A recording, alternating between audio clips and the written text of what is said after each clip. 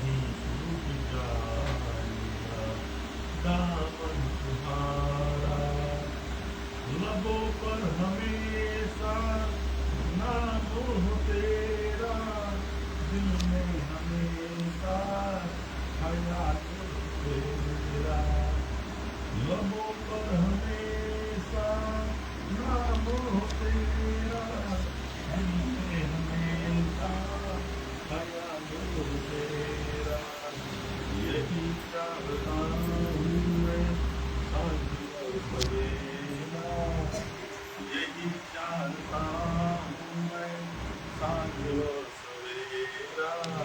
कहीं छूट जाएगा दामन तुम्हारा, मेरे देवता मुझको देना सहारा। कहीं छूट जाएगा दामन तुम्हारा।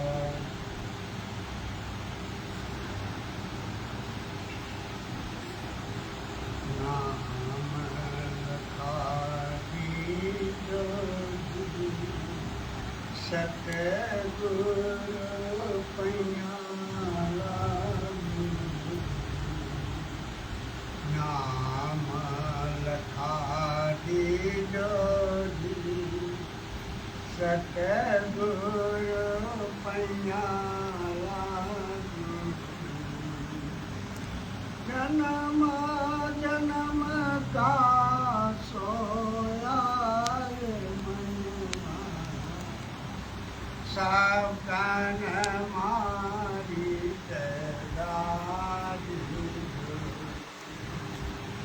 जन्म जन्म का सोया रे मनवा, सावधान मारी नाम लखा दीजो सतगुरु पैया लागू। घट अंधियारा नयन नहीं सूझे, घट अंधियारा नयन नहीं सूझे। ज्ञान का दीप जलाए, ज्ञान का दीप जलाए।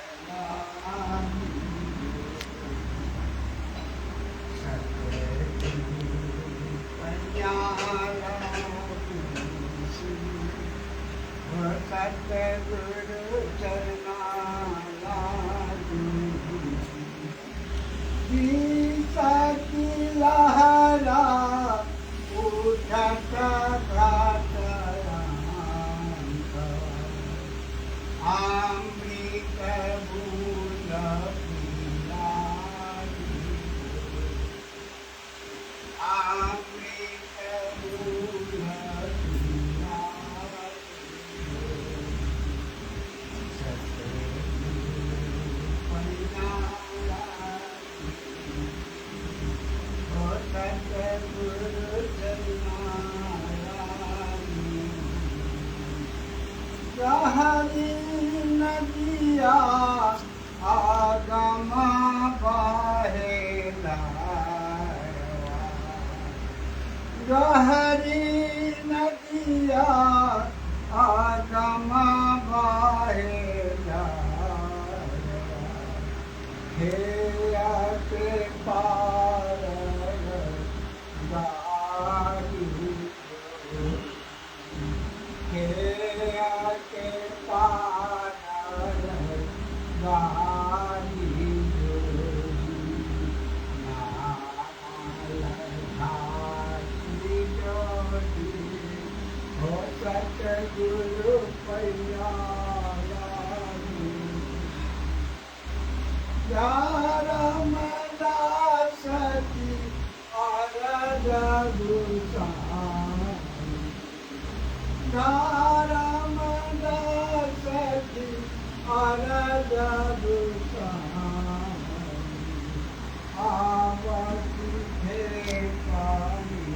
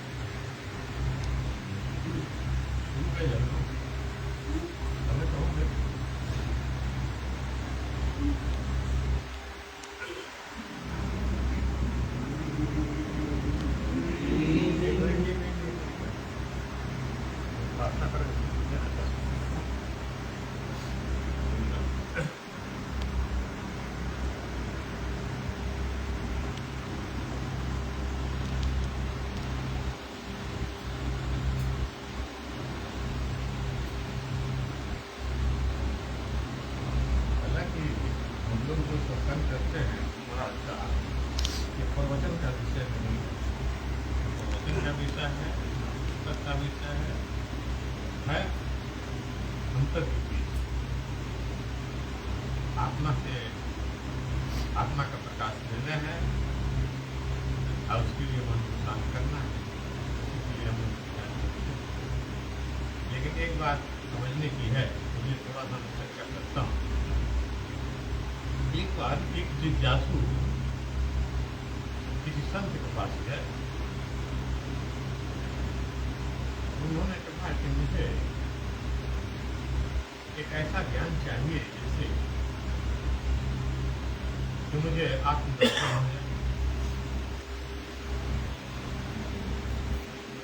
तो महात्मा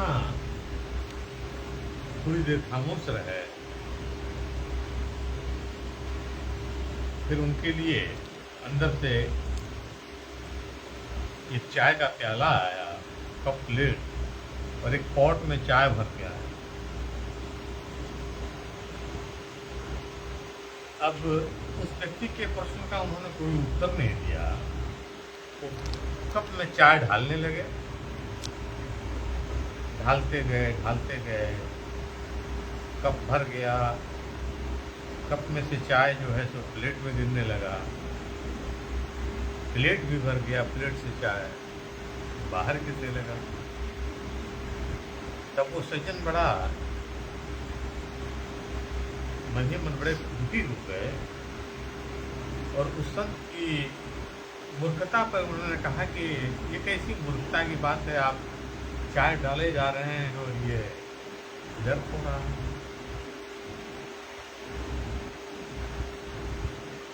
उस संत ने कहा कि आपने जो आत्मज्ञान के लिए जो यहाँ पे आए, आपके अंदर में तो इतने विचार भरे हुए हैं, इतने विचार आपके अंदर में भरे हुए हैं कि जब तक वो खाली नहीं होगा तब तक उसके अंदर दूसरी चीज जाएगी। हम अपने घर में भी देखें, कहीं भी हमारे फ्रिज में ही अगर कोई नई चीज़ आ रही है रखने के लिए तो जगह बनाना पड़ता है। या तो पुरानी चीज़, पुरानी सब्जियां जो खराब होने वाली है चाहे जैसे में उसको हटा दो या जगह बनाओ। जब तक जगह नहीं बनेगी तब तक नई चीज़ नहीं लगेगी। इसलिए जब तक हमारा अंतर का जो हमारे अंतर में जो विचार भरे हुए हैं, अच्छे भी विचार, अच्छे हों बुरे हैं, जो भी विचार, जब तक वो पूरा खाली नहीं होगा तब तक हमारे दूसरे कोई विचार जो है हम उसे नहीं बन। और ये निश्चय, ये सही बात है, चाहे संसार हो या अध्यात्म, अगर एक चीज़ को आप एक्सेप्ट करना चाहते हैं, प्राप्त करना चाहते हैं, तो दूसरे को छोड़ना पड़ेगा। हम चाहें कि संसार और अध्यात्म दोनों एक साथ मिल जाए तो नहीं हो, संभव नहीं। इसलिए हम सब बड़े भाग्यशाली हैं कि ऐसे महान, एक तो मनुष्य दुनिया में जन्म हुआ, दूसरे इस भारत जैसे देश में पैदा हुआ जो शुरू से ही संतोष भूमि रही। इतिहास पढ़ें, पुराणों की कथा पढ़ें, पौराणिक चीज़ें आप पढ़ें, कभी जाएं इसमें गहराई में जाएं तो देखें कैसे कैसे संत थे 8 वर्ष की उम्र में जिन्होंने संसार त्याग दिया, तपस्वी की जीवन स्वीकार कर लिया। किसी ने 18-19 वर्ष की अवस्था में ही ब्रह्मांड की शक्तियाँ प्राप्त कर ली। ऐसे देश में, ऐसे माहौल में आवश्यकता है कि, और ये महान गुरु की कृपा है, ये परमात्मा की बहुत बड़ी दया है कि ऐसे समय में हम लोग ऐसे महान गुरु के सत्संग में बैठते हैं, जिसे हम लोग साधारण ना समझें। ये बिल्कुल साधारण नहीं है, बड़ी असाधारण चीज़ है, बड़ी अनमोल चीज़ है, बहुत बहुमूल्य चीज़ है। ये जो प्राप्त हो रहा है, निर्णय जो हैं इस चीज़ को प्राप्त करना है। इसलिए आवश्यकता यही है कि जिस काम के लिए हम आए हैं उस गुरु महाराज की शक्ति को अंदर भरने के लिए उसको प्रारंभ करने से पहले अपने अंतर को खाली कर दें। चाहे अच्छे विचार हो, चाहे बुरे विचार हो, एकदम खाली होकर के अपने पात्र को खाली करके बैठे। तब आप देखेंगे जब यहाँ से उठेंगे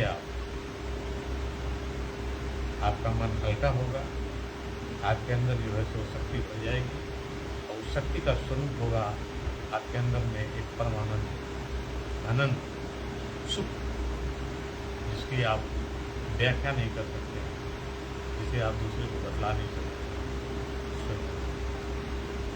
अब हम लोग किसी भी तरह से अपने को खाली करते हुए अब गुरु महाराज की बताई हुई आंतरिक साधना हम लोग करेंगे। उसके लिए हम सब पुराने भाई बहन हैं, सब लोग जानते हैं। एक बार मैं दोहरा देता हूँ। एक आसन से बैठे, सुखपूर्वक बैठे, खूब आराम से, आंखों को हल्के से बंद करें। ऐसा देखें कि हमारे गुरु, हमारे ईश्वर, जिसमें भी हमारी आस्था है, हमारे सामने प्रकाश स्वरूप विराजमान है। जहाँ से प्रकाश हमारे हृदय में आ रही है, हमारा हृदय उस परमात्मा के प्रकाश से भरता चला जा रहा है। हम पूर्ण प्रकाशित हो रहे हैं और धीरे धीरे उस प्रकाश में लय होते चले जाए। यहाँ बाहर की चीज छूट जाती है, सिर्फ प्रकाश रह जाता है। धीरे धीरे हम प्रकाश में लय होते चले जा रहे हैं। जब लयता हुआ आ जाती है उस समय वो अंदर की भी छूट जाती है। एक अद्भुत आनंद, बस यही करना है। जब ऐसा आपसे ये क्रिया करीब 30-30 मिनट चलेगी। इस बीच सत्संग के 2 प्रार्थनाएं होती हैं, गुरु वंदना शिष्य की। जिन्हें याद हो इसी ख्याल में प्रार्थना भी करें। जिन्हें प्रार्थना याद न हो आराम से ध्यान में चले जाएं। प्रार्थनाएं समाप्त हो जाएंगी, ध्यान चलता रहेगा। जब ऐसा मैं निवेदन करूँगा आप सबको, तभी उचित है कि आप आँख बंद करके